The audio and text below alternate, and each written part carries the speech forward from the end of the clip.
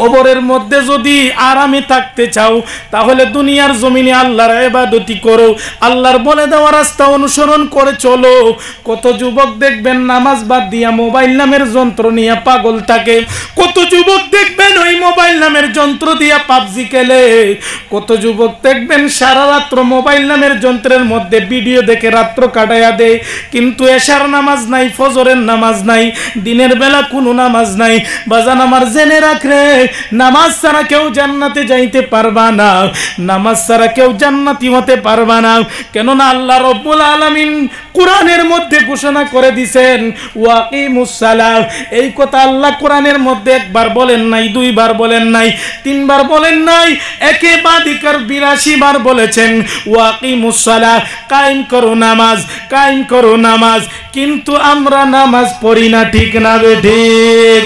আমার ভাইরা বন্ধুরা, এখনো সময় আছে নিজেকে পরিবর্তন করো, এখনো সময় আছে নিজেকে নামাজি বানাও, এখনো সময় আছে নিজেকে নামাজি হয়ে যাও, নতুবা কাল ময়দানে হাশরের দিন জান্নাত পাওয়া সম্ভব হবে না।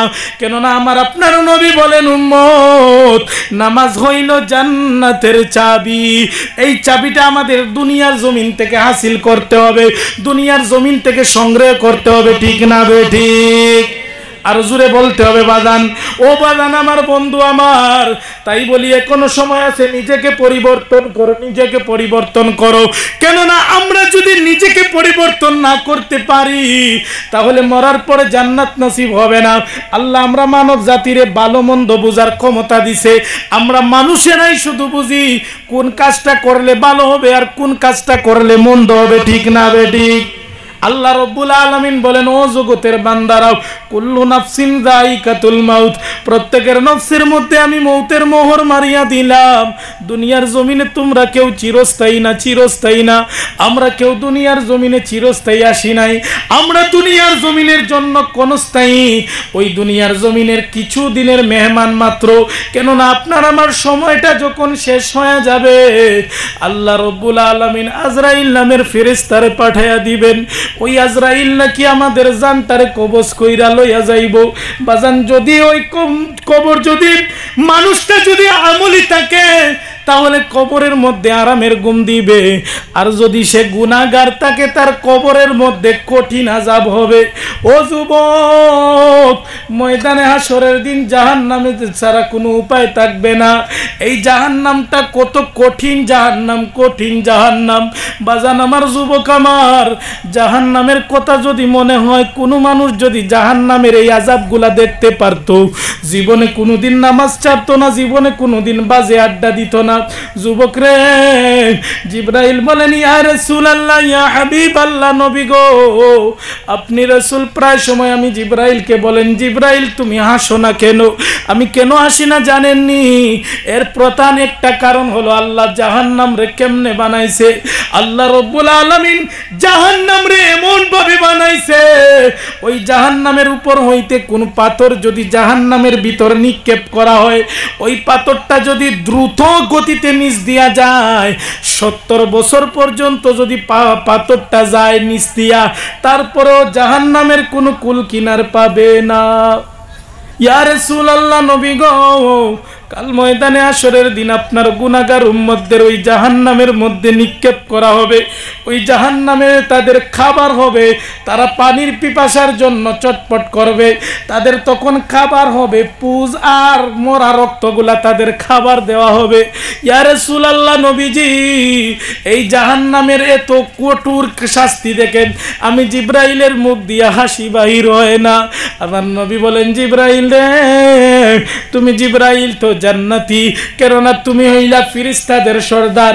ও জিবরাইল, তুমি কেন এত টেনশন করো, কেন তুমি এত টেনশন করো? জিবরাইল বলে, ইয়া রাসূলুল্লাহ, নবীজি জাহান্নামের এই কঠোর আযাব দেখলে আমি জিবরাইলেরও হাসি বাইর হয় না।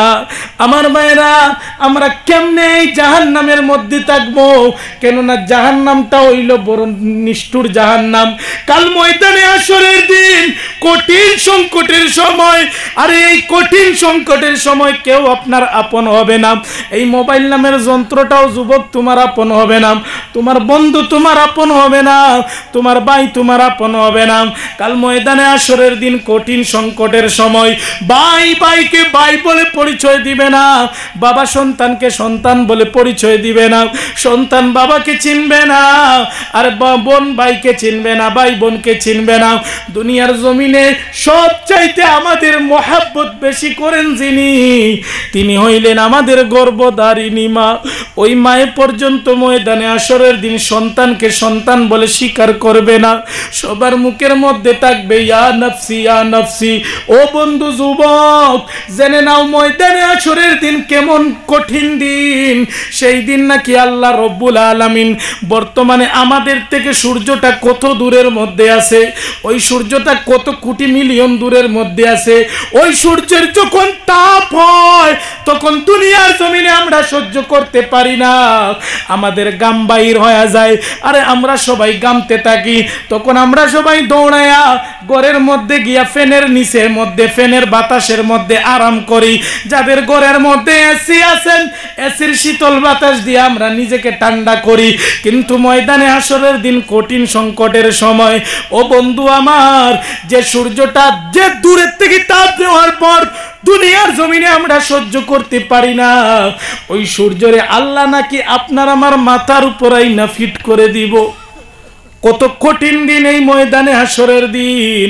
এই দিন যখন আল্লাহ রব্বুল আলামিন আপনার আমার মাথার উপর ওই সূর্যটারে ফিট করে দিবেন, তখন আপনার আমার মগজগুলা ফেটে গিয়া গলে গিয়া আপনার এমন ভাবে মগজগুলা উতরাইতে থাকবো, যেরকম ফুটন্ত জলগুলা ফুটফুট করে, ওই রকম আপনার আমার মগজগুলা ফুটে গলে গিয়া নাক আর কান দিয়া বাইর হতে থাকবো। ও যুবক, ও বাজান আমার, মানুষগুলা এমন ভাবে গামতে শুরু করবে, মানুষ নিজের গামের মধ্যে নিজে সাঁতার কাটবে। আরে নিজের গামের মধ্যে সে নিজে সাঁতার কাটবে। আরে মানুষগুলা পানির পিপাসায় এমন হতাশ হয়ে যাইব, মানুষের জিহ্বাগুলা বাহির হয়ে নাভির নিচ পর্যন্ত চলে আসবো। আল্লাহ জমিনটা এমন ভাবে তামা বানায় দিব, ওই জমিনের মধ্যে কেউ খাড়া হইতে পারবে না, সবাই শুধু ছায়া ছায়া বলে কাঁদতে শুরু করবে।